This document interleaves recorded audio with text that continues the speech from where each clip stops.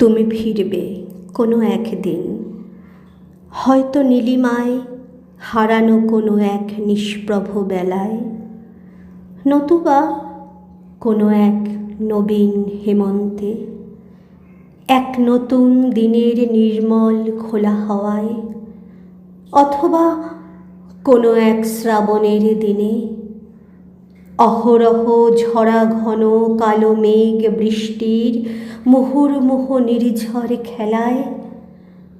তুমি ফিরবে কোনো এক রাতে পূর্ণিমার ভরা জোছনায়।